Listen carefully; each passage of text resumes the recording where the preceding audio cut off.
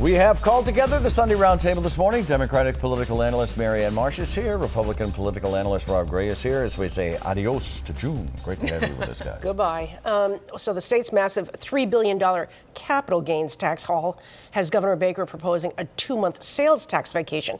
Will the Democratic legislature buy this, Marianne? No. And we already know that. But give them credit. They want to use that money, almost $1 billion, to tackle many of the problems everybody wishes they had dealt with before the pandemic. You know, education, infrastructure, go down the list. So I give them credit for wanting to do those things and reform the sales tax because it disproportionately affects people of lower incomes. So good on the legislature for doing the kinds of things that everyone had a lot of time to think about during the pandemic. Would it have been better for the legislature to go along with this, do you think, Rob? Well, it's very dumb politically to oppose it. It's a smart move by Charlie Baker. There's a $3 billion Massachusetts surplus, maybe $4 billion, and $5 billion in federal ARPA funds coming in. Charlie Baker's saying, give it back to the taxpayers. Give businesses an incentive to get their businesses going again after COVID for 2 months. He's baited the legislature into being against a tax cut. But that's not going to build. I mean, every Tom, Dick, and Harry's going to go out there and finally get broadband on their own, get better roads on their own, get better schools on their own. No, that's the collective efforts that have to be done What now. the legislature has said now is, hey, we want to spend more and add to the base of state government to make it even more less affordable down the line.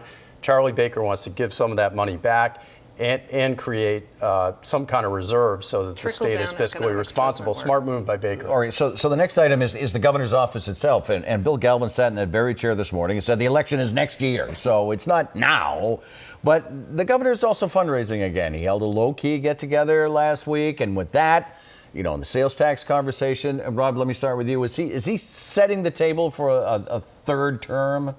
Well, what he's done is he's drawn the picture very clearly, so he may well be doing that, which is that he is going to be in favor of tax cuts and of holding the line on additional spending.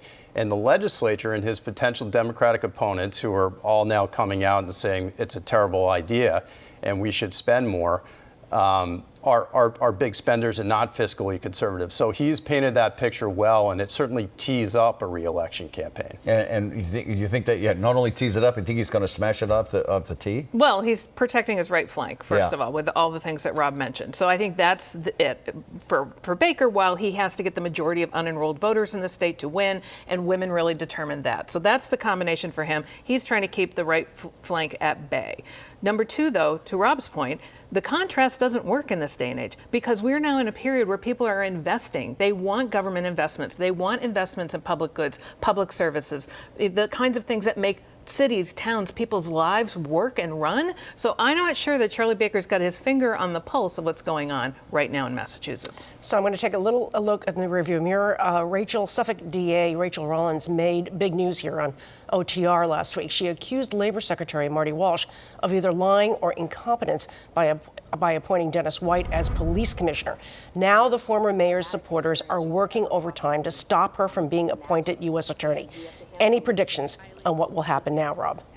Well, with U.S. attorneys, when you have 2 U.S. senators and a president of the same party, usually the candidate that those U.S. senators wants becomes the U.S. attorney.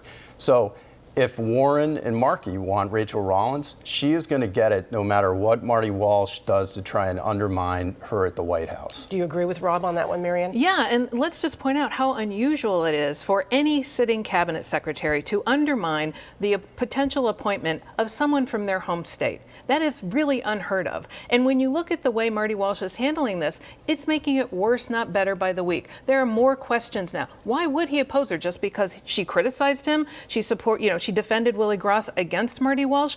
Or is there more to it than that? So I think that's what we have to start, asking is, why is he so opposed to her? Is it because Dennis White's case is going to the federal court and she might play some role in it? So I think when we look at this, it's not only getting worse for him here, it's now getting worse for him in Washington. It's being covered by Washington outlets. People down there are talking about it.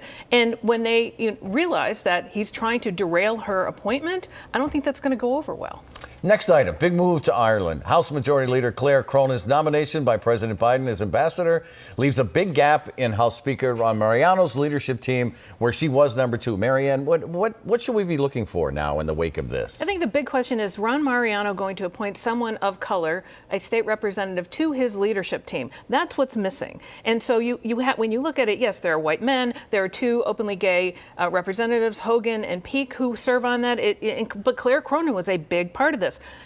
Everyone could move up, but who is Ron Mariano going to pick to be that person to fill her, not literal spot, but get on that team? Right. And it's unclear to me who he has the relationship with in terms of the state representatives of color that he would appoint. Rob, what do you think? I agree with Marianne. I think it'll be some type of a diversity pick that will help secure Mariano's foundation as Speaker and re-election as Speaker. But now that Majority Leader is a launching pad to ambassadorships, there may be a stampede of interest. Meanwhile, Aaron Michaelwitz. The next speaker for sure. I mean, it clears the way for him.